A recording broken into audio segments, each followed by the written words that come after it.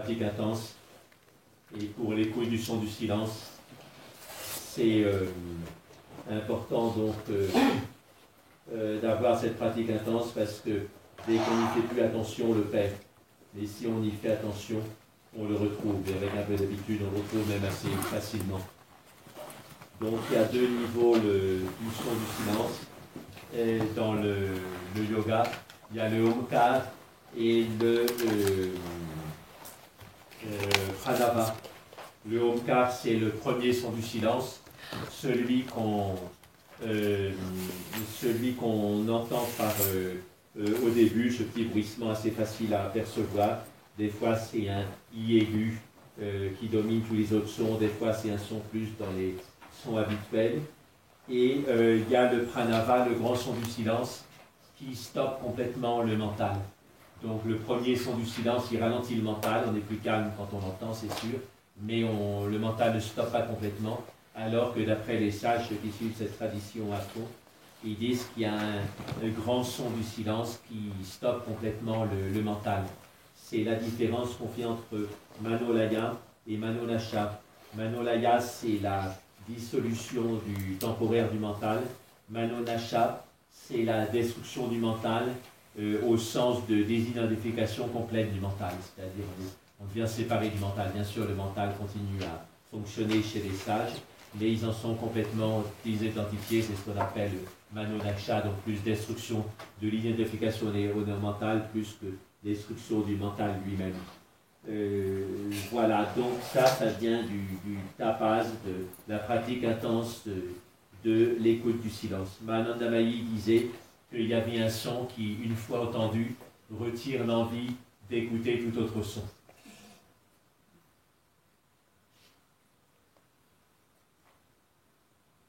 Donc, le son, ça se dit aussi sphar, ça veut dire la voyelle, ça veut dire le son, ça veut dire le ciel aussi.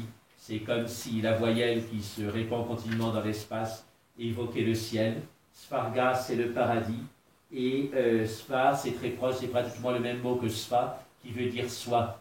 Et donc, quand on parle de svadhyaya, le second des kriyas, donc de Patanjali, le retour à soi, le courant qui ramène à soi, la pratique du son du silence, ça peut être une bonne manière de revenir à soi très directement, parce que le son du silence, on le capte immédiatement, il n'y a pas d'intermédiaire, et donc c'est aussi une forme très directe et immédiate de svadhyaya, au fait plus direct que l'étude des textes védiques, comme on interprète ce terme d'habitude.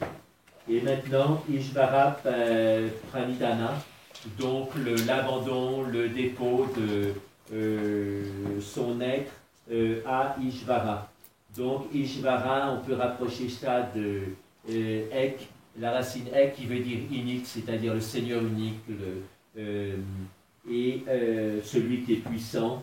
Et le son du silence est puissant, pas en décibels, puisqu'il est très faible comme son, mais dans son effet sur le mental, parce qu'il est capable d'arrêter le mental, ce que peu d'autres choses sont capables de faire. Il peut y avoir le grand amour qui arrête le mental, le son du silence, une grande émotion, voilà, une méditation profonde, mais ce sont quand même des éléments assez rares qui peuvent arrêter le mental, et donc c'est la puissance du mental. Donc Ishvariya, ça veut dire la puissance, et Ishvara, donc le Seigneur. Et donc s'abandonner au Seigneur, c'est s'abandonner à cette puissance du son du mental, c'est-à-dire se laisser pénétrer du son du silence, se laisser pénétrer par lui de haut en bas.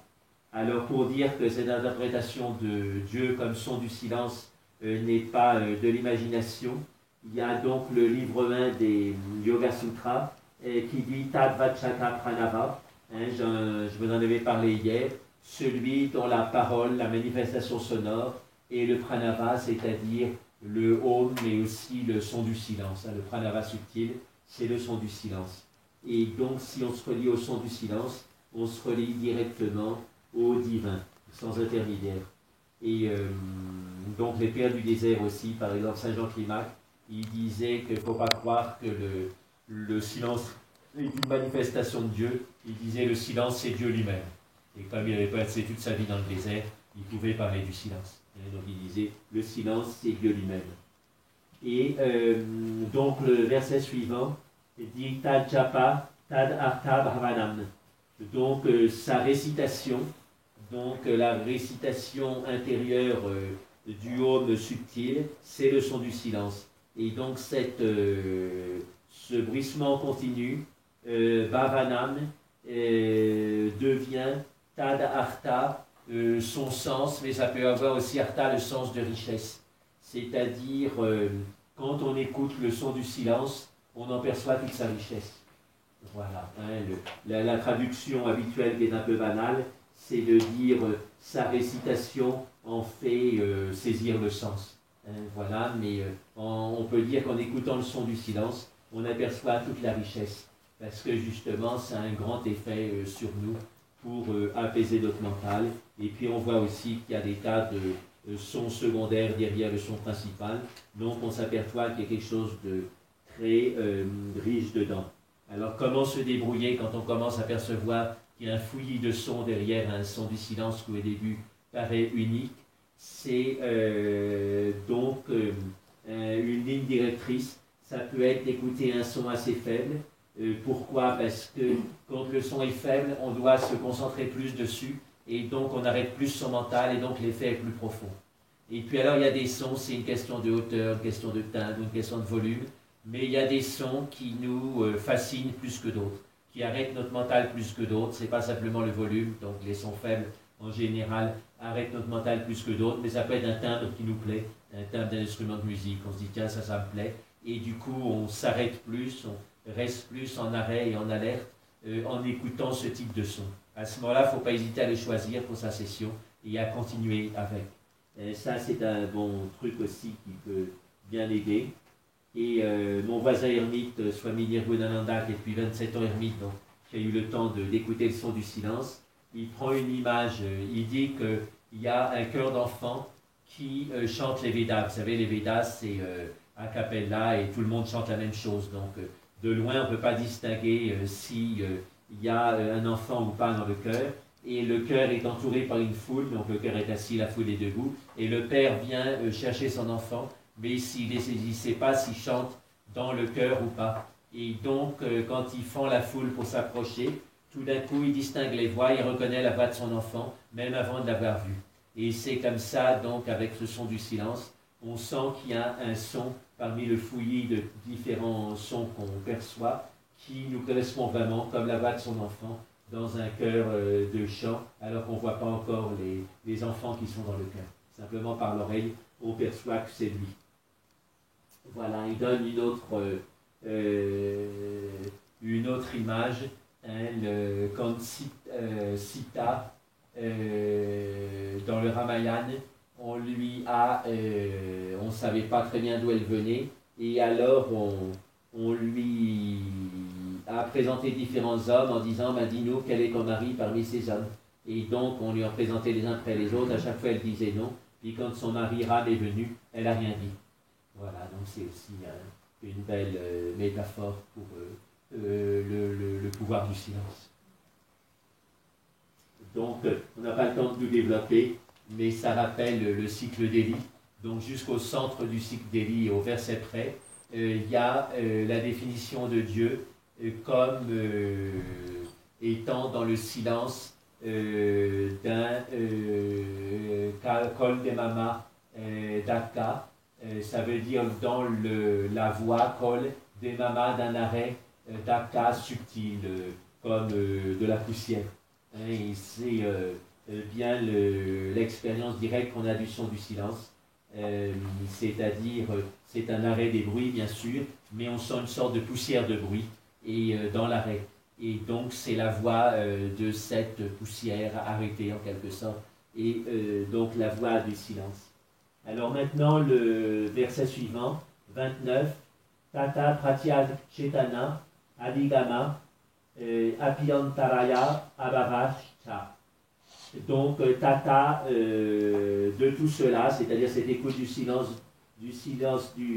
écoute du son du silence, Adigama, il y a un accès, Pratyak direct, Chetana à la conscience. Donc, cette perception du son du silence, c'est l'attention pure. Ça aussi, mon voisin Nirgunananda Hermite le dit. Hein, il dit l'écoute du son du silence, ce n'est pas un exercice d'attention, c'est l'attention elle-même. Parce que dès qu'il n'y a plus d'écoute, il n'y a plus d'attention. Et dès qu'il y a attention, il y a écoute. Et donc, c'est l'attention elle-même. Et donc, de cette écoute, on obtient un accès direct à la conscience.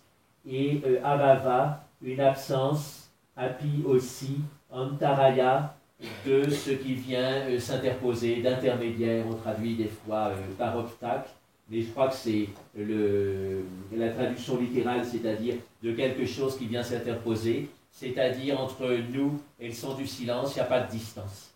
Hein, c'est comme une relation directe à l'absolu. Et c'est ça la force de l'écoute du son du silence. Donc, voilà, alors maintenant on va faire la pratique.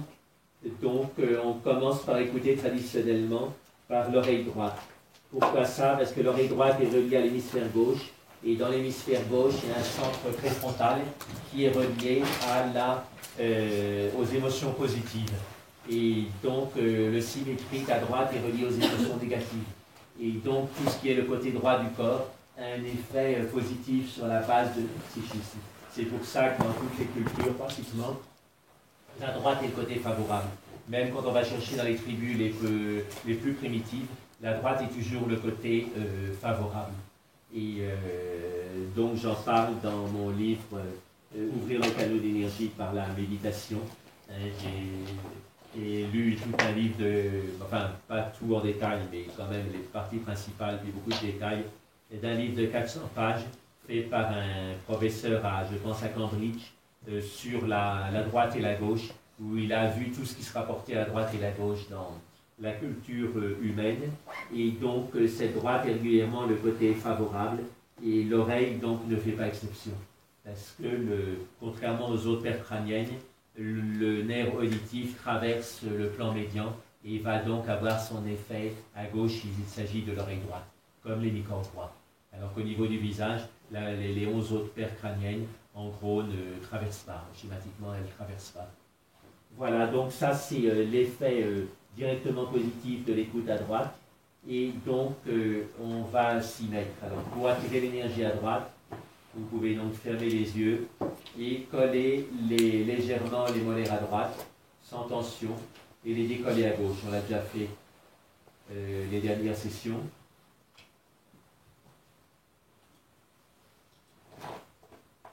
Sentir qu'à ce moment-là, assez vite, l'énergie de la tête se déplace vers la droite.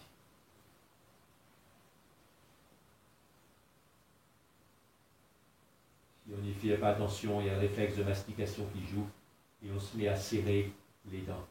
Et justement, c'est un bon exercice d'attention de les laisser simplement légèrement collés sans être vraiment serrés.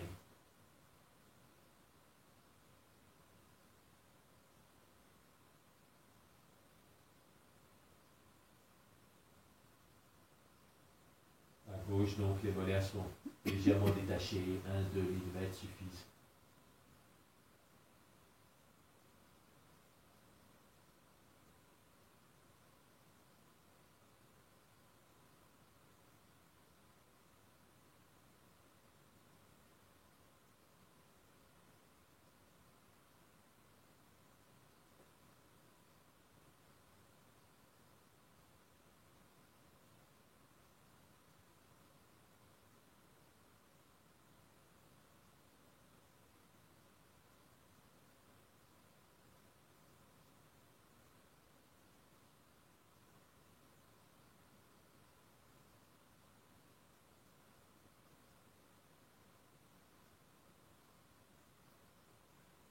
Maintenant, sentir le pavillon de l'oreille, le conduit de l'oreille à droite.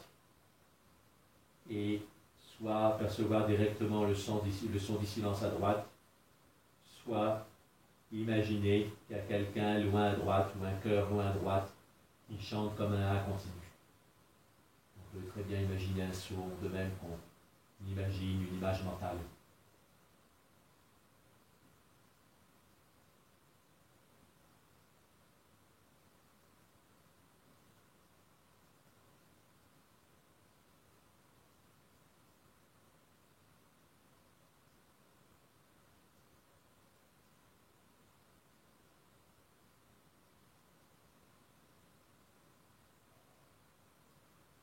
son est fin comme un fil. Essayez de toucher du doigt la conscience.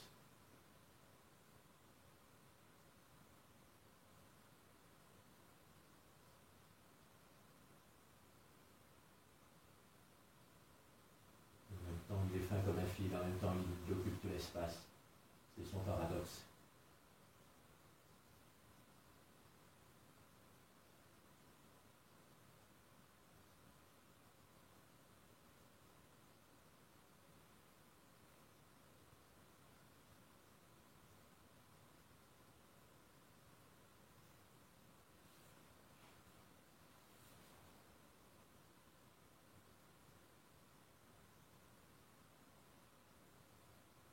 Sentez comme c'est bien finalement de partir loin dans l'espace à droite pour écouter le silence, le son du silence là-bas.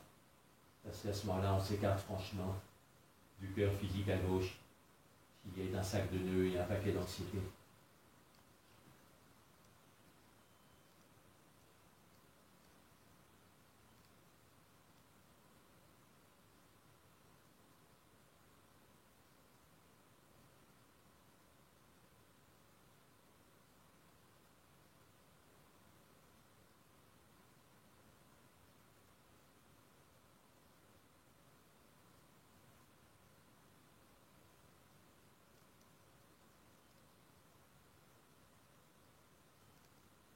Et percevez cet espace à droite rempli par le son du silence, créé directement. Antaraya Avara, l'absence d'intermédiaire, de différence. On est identifié à ce son, uni à ce son.